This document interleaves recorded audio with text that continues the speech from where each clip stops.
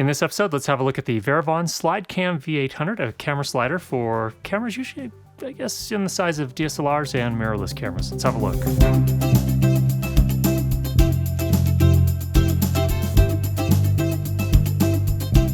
Here you have the Varavon V800 Slidecam. It is a 32-inch slider. Can't actually fit it all in the frame here. That's actually on the relatively small end. You can get them down, I've seen them as small as 24 inches, but 32 inches is a pretty good size for what I'm trying to accomplish. In my case, what I'm trying to accomplish is keep the kind of the balance between having the capability of having slide shots with a relatively small and light piece of gear. So that's what I really was aiming for here. Talked with Tim over at Varavon. They sent me out a test unit here. Again, the V800 is what we're looking at. And they have several lines. They have the light line, which is our entry level, the V line, which is what this is, and it comes in, each of them come in different lengths. They also have the S line, which is the next step up, and then they have a couple of additional lines, like an ENG line for really big cameras as well. Much wider rails, bigger carriage, so on and so forth. This one seems like the right balance for me, so this is the one I wanted to look at. It is a roller bearing slider as opposed to friction based. Back when the DSLR revolution hit us back in 2009, I think a lot of people got very excited about sliders, and kind of the first affordable sliders that came out were all friction based, and those are not nearly as smooth as something with a roller bearing or ball bearing. So this is a ball bearing, and 2014, 2015, which is where we're filming this here, right at the end of 2014, the market is flooded with different sliders, and it's a fantastic time to get yourself a slider because there are so many options out there and the prices have come way, way down. This unit, for example, which I would consider a high quality unit definitely for the price you pay, runs at about $315 US. That price is subject to change, obviously, and will change over time. Check the links down below for what they're at right now. But for what you get, 32-inch slider, roller bearings, quality case, adjustable legs, which we'll look at in just a minute. It seems like a really good buy. So here's what we have. First of all, the Carriage unit itself, it does not come with a head. So you have to provide your own head, and we'll be attaching this here in a minute. I've just got an old Manfrotto ball head that we're going to use. But let me talk about some of the features here. First of all, it does come with this case. It's a nice case. It's made out of sort of this nylon material, very similar to Cordura. I don't know if it's officially Cordura, but and it actually has some padding inside of it. Here are the legs. They come in a separate bag for each of them so that you don't scratch up the unit when they're all in the bag together. Comes with these tools, which you can use to take apart the carriage, take the top off the carriage, and adjust the tension of the bearings themselves. That's actually quite handy. In my case, it came with pretty much the perfect tension. You can see here it actually stops. Once we get it all loaded up with the gear, it'll move quite smoothly. They also threw in a sling follow focus, which is just a little thing you connect around your lens, and then you have this handle here you can use as a follow focus. Kind of cool. Thanks for that. And that's pretty much it. So we'll come back to those a little later. Now, one of the things to consider when you're buying a slider is the size of the shafts. Those are the metal that actually the bearings roll along. In this case, we're looking at 8mm shafts. A lot of the other sliders in the same price range will come with 6mm shafts, so these are a little bigger, and therefore the slider can handle a little bit more weight. They rate it at 44 pounds or 20 kilograms, and that seems pretty sufficient to me. I don't know if I'd push it that far, but it does seem like a very, very solid build, so it probably could technically handle that much weight if you were using it on the legs that come with it.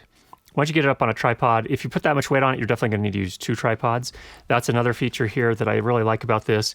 They have these taps here for 3/8 inch and 1/4 inch taps in 3 different spots along the slider itself. So they have a set on each end, and they have a set in the middle. Now, if you're just using a single tripod, you use a set in the middle.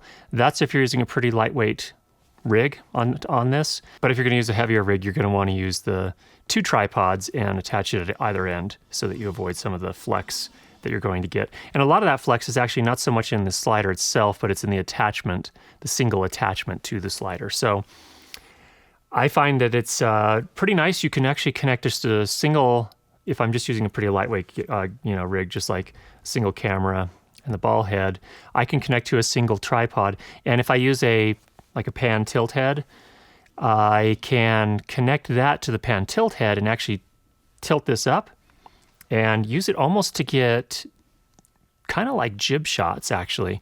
So those are kind of cool if you're doing an establishing shot in some sort of narrative piece that you're working on, and that works pretty nicely. The legs, let me just show you those here really quickly.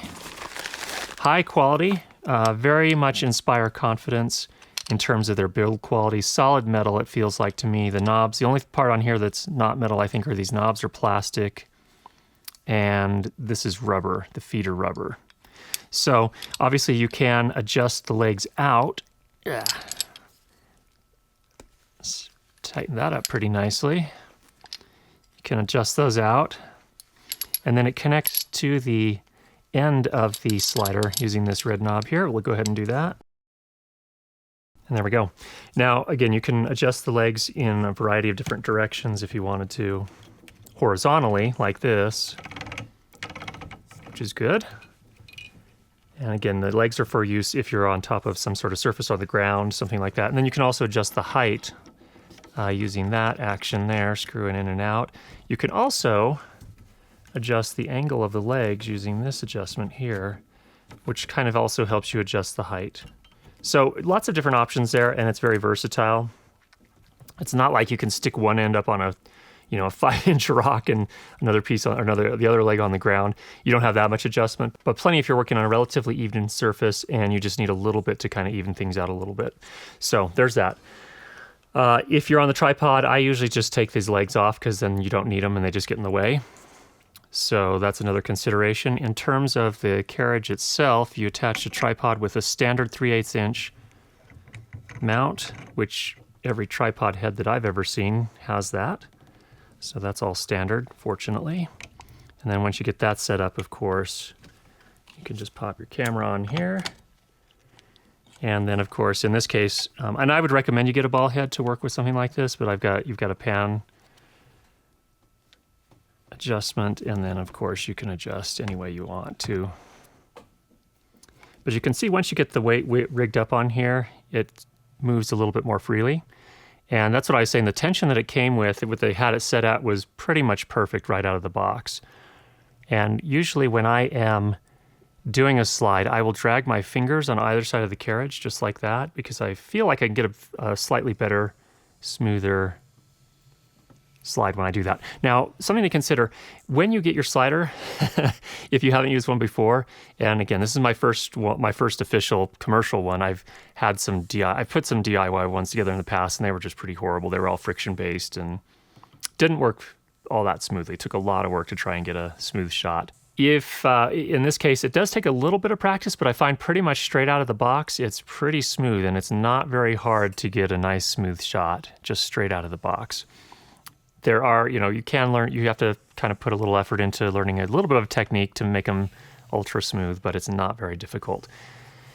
It also comes with, one of the things to getting smooth shots, of course, is that you have to have very clean shafts. And if you get anything on those shafts, fortunately, they thought of everything here. They have included, just like a lot of the others on the market there, what they call an oil seal. It's really just a rail cleaner or a shaft cleaner, and it just fits in there, and you can clean the shaft really quickly. I just keep it right there, so I've always got it with me.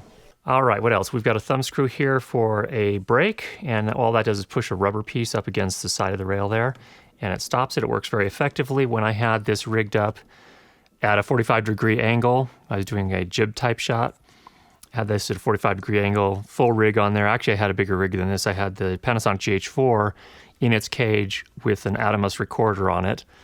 So it's a little bit more weight than this, and up on that 45-degree angle, this was able to hold that no problem. So that works very nicely as well. Other examples of the thoughtful design here, they have machined out all these holes along the length of the slider. What that does is it reduces the weight while still maintaining plenty of strength and rigidity for the overall, the shaft. So that works quite nicely as well. The shafts themselves are chrome plated, so again, you get a very smooth action. I'm very happy. That's one of the things that I kind of worried about when I first, when I was doing research on sliders, is you got to make sure that those shafts are super, super smooth, or else you're not, you spent money and you're not going to get a smooth shot. In this case with Varavon, they've seemed to have done a very nice job with that. 3 wheels in there, so you get a nice smooth action when you're sliding, and the tension is adjustable by taking the carriage off And using the tools that they give you, you can adjust the tension to make it smoother, or not smoother, but a little bit less friction versus more friction. Now, once you get it taken apart, there are some smaller screws down in here. So you use an Allen wrench to, actually the smallest one, to loosen those up. And once you've loosened those up, use this wrench here to twist that nut, and that adjusts the tension. Now, like I said, you may find that it works best out of the box. To test your tension, what you want to do is rig everything up, put your camera and your head on there, and see how smooth it is from there. You don't want to just test it with nothing on it, because look, I mean, that looks like, oh, way too tight. That's not going to work. But once you get everything rigged up there, it changes the overall effect. And so load those up first.